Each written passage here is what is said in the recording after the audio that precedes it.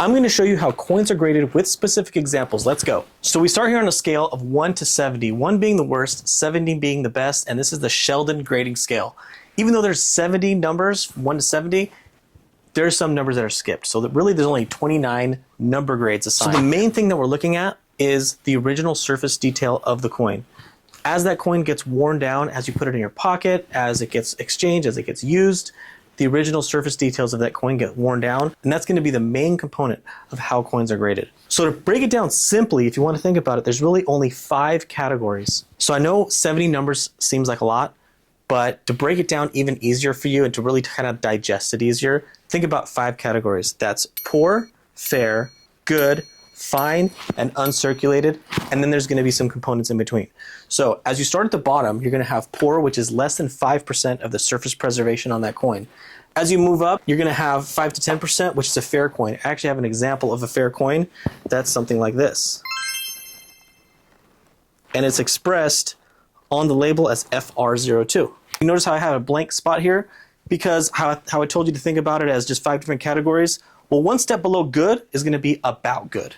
So let's call that, it's called about good. And that's expressed as AG03. And I actually have an example of that one here too. So, and this one's a little better than fair. As you move up along the scale, 25 to 40% of the surface preservation is going to be a little bit less than fine, but better than good. So this is going to be very good. So let's write that in. Very good. And that's expressed as a VG. So that'll be either VG10 or VG08. So VG10, VG08. Above that, you have fine, which is 40 to 60% of the surface preservation. And then this is where it starts to get, they start clumping them together. So you start skipping. You go from 20, 25, 30, 35. That's going to be 60 to 85% of that. And what do you think is better than fine? Very fine. That's right. Very fine. So that'll be VF20. It'll be VF25, VF30. You get the picture. Then above very fine, you have extremely fine. Okay, so we have extremely fine. These are the real designations, people. Extremely fine. And that's designated as an XF. So XF40, I have an example of an XF40 coin. It's right here. There's a Morgan dollar. You can see how there's a lot more detail that's on this coin. Make sure whenever you're looking at a coin, look at the obverse, the front, and you also look at the reverse or the back.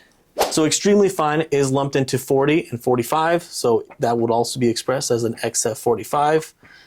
And then I have this other section right underneath uncirculated, which is, we're going back to here, about uncirculated. Okay, so we'll go about uncirculated. And this also skips a bunch of numbers. We're starting at 50 to 53, 55, 58. And that's expressed as an AU53, AU58. I have some examples of that too. Let me show you. Here's an AU58. This is a Mercury head dime. There's the front, the obverse. Here's the back, the reverse. All right, and then we also have AU53. Here's a Morgan dollar. This is going to be a little bit lower quality than an AU58. That just has a little bit of a different designation, tail feathers. It has to do with the tail feathers that are on the back here. On the reverse, right under the eagle. Now we're saving the very top, the very best for last, and that's uncirculated. Uncirculated can be referenced a few different ways. It'll either be just uncirculated or it'll be brilliant uncirculated, which will be BU. So people will say BU for brilliant uncirculated. They'll also say UNC. It's an UNC coin, which means just an uncirculated coin. Also, you can say mint state or MS. So mint state coin, MS, is the same as uncirculated, is the same as brilliant uncirculated, is the same as UNC. It's just worded differently. But when the coin is graded, it's going to be graded as a mint state. It'll say MS on the coin. And this is when it starts getting back to individual numbers. So you'll start at 60, but then it'll go to 61, 62, 63, all the way to 70. And they're not going to skip any more numbers. So everything down here, everything below 60, they'll skip numbers.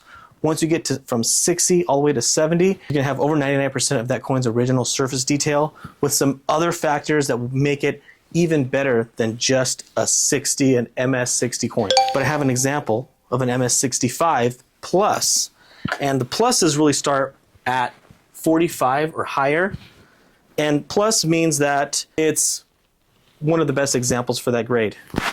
So here's an MS65 Plus. This is a piece dollar. PCGS MS65 Plus 1923. There's the front or the obverse. Here's the back or the reverse. So not only are we looking at the original surface detail of the coin, which will help us determine where it falls within the grade, we're also looking at some other influencing factors, which is the strike.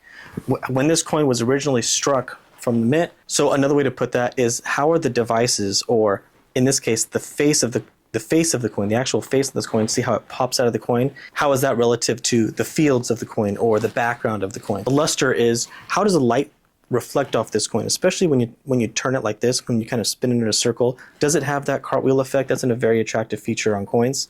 Eye appeal. Eye appeal is also a factor when you're looking at a coin. One might seem a little more dull or it might be milky. That's a contributing factor. Are there any contact marks? You know, when these coins were originally made, they weren't made to be held and collected. They were put in a bag and they were shuffled around the banks. So they might have very heavy bag marks. And those bag marks are also going to be an indicator of how we grade the coin. Also, if this coin is cleaned, it'll say cleaning, and I have an example of that too. Now, you don't want to clean your coins, but if they are cleaned and we send them to grading, that's going to come back with a cleaning designation. So it'll say that it's cleaned. It won't be assigned a number, but it'll say what the details look like. So for example, this coin here is a Morgan dollar in 1879. It's a cleaned, but it has uncirculated details, meaning that it has over 99% of the original surface detail, but somebody cleaned the coin and that dropped its value tremendously and could have had a higher designation or an actual number assigned to it, but because it was cleaned, that's gone. Here's another example. This is a 1892 Morgan dollar. And this one says it's genuine, but it's also clean. This one has AU details, so it has about uncirculated details, which means it has over 95% of the coin's original surface detail. Any questions? Let me know. Also, Justine was here.